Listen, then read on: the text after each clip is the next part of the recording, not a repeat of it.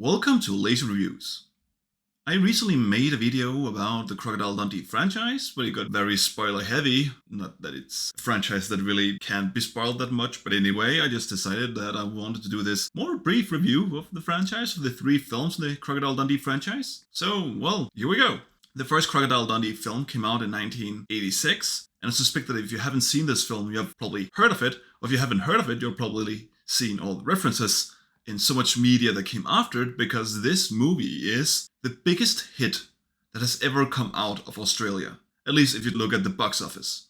This movie was a tremendous success. It really can't be understated how big this movie was. It was really, really, really big, really influential. It sold really well, which also makes sense that there would then be a sequel that actually also sold quite well. So does this movie still hold up? Does it still live up to this reputation? I would say yes. It is a very light-hearted, entertaining, sweet film. It is one of those movies that will probably not rock your world or make you laugh out loud from start to finish, but it is a film that you can easily watch again and again and still find a lot of enjoyment in.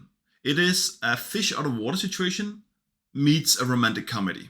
And a lot of the joy comes from that aspect of the outdoorsman, the outbackman, the bushman, this wild, simple, but also quite smart Australian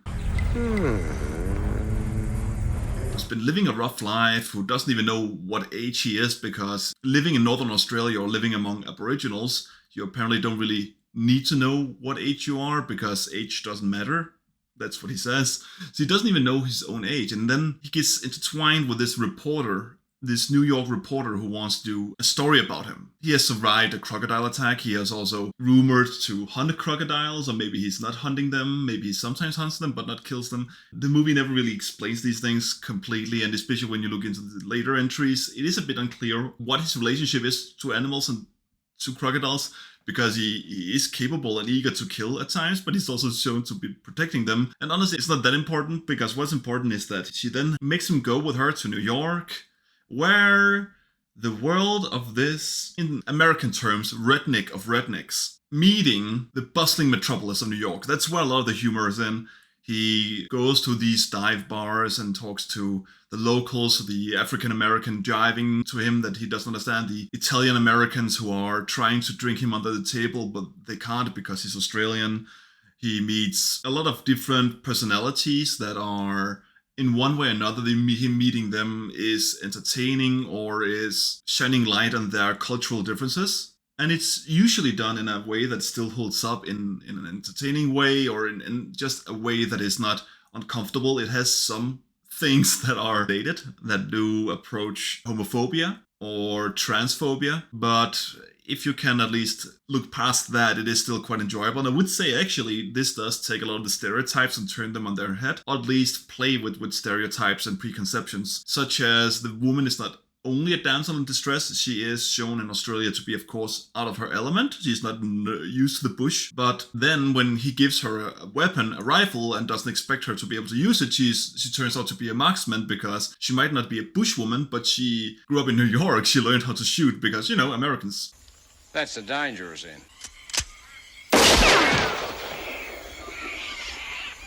So it is.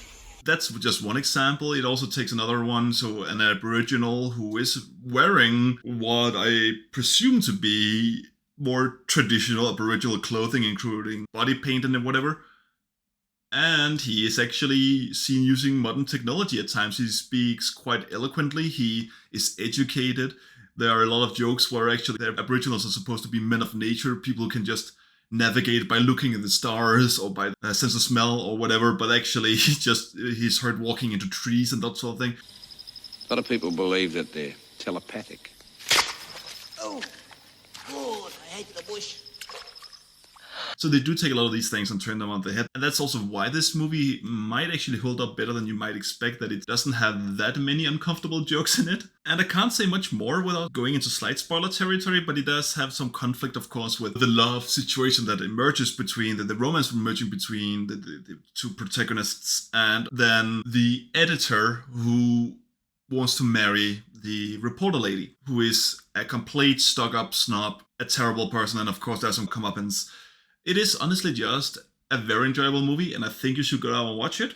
And yes, let's move on to Crocodile Dundee II. It came out in 1988, so 2 years later. And it makes sense that it came out after the first one being such a massive hit, and this one also did very well at the box office. Sadly, this is a movie that shouldn't exist, it shouldn't have been made. Because the problem is that the first Crocodile Dundee, it doesn't have much conflict. It is a movie, it is a fish out of water story, it is a romantic comedy. It's about this man coming to a place where he doesn't belong, trying to fit in, and trying to meet the woman of his life, or trying to get together with her. The romance does come a bit out of left field, honestly, the first film, but it's only because the way he's acting, his persona is not really upfront about romantic stuff or anything. So what do you do with the second film? What do you do with a sequel to a movie that actually had all his conflict resolved? How can you create conflict in this movie? Well, by introducing a Central American drug cartel.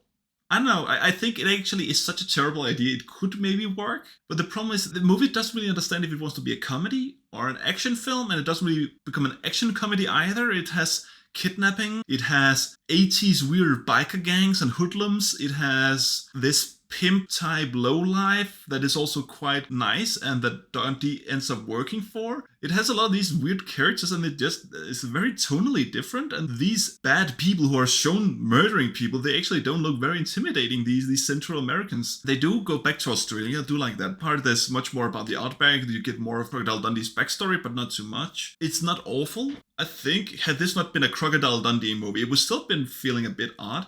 But I would actually say it's slightly better than average if you look at movies that are in the same genre. It's just that it's a sequel to a very, very, not great, very, very decent, entertaining film. And as such, I can't help compare it to that. There are a few scenes that feel like they could be in the original film. There is a metro scene that is quite cool. There are some enjoyable scenes, but overall it's just not that good. So what about the third one? The problem with Crocodile Dundee 3, it came out in 2001. That's 15 years after the first one.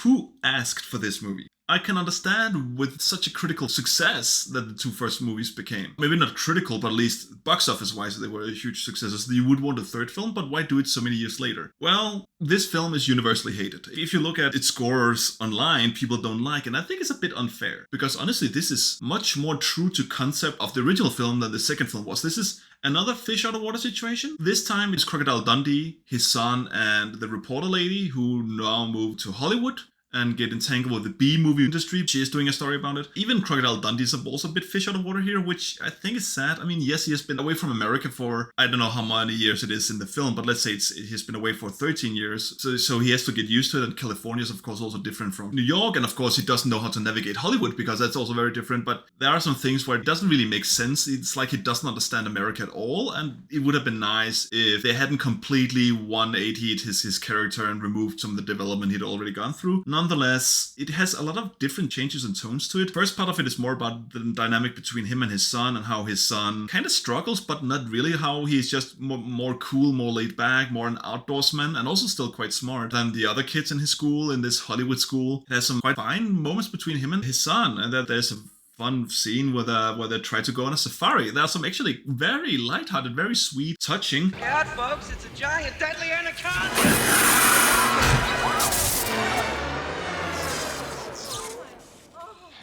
And fun scenes with this dynamic. And then, of course, it switches more after that to him getting into the movie industry. There's a lot of fun jabs at Hollywood, especially low-budget Hollywood, the B-movie industry. Not brilliantly told, but it is at least okay. And it has more elements later where then another Australian comes. He's now the new fish out of water. And together with Crocodile Dundee, they're having their shenanigans. They are having their Bushman, redneck in Hollywood vibe thing going on, and that's going on for 10-15 minutes, and I really enjoyed that. There are some scenes that made me laugh more than I should have. There's a drive-through scene that is really stupid, but I like it. Good evening, Wendy.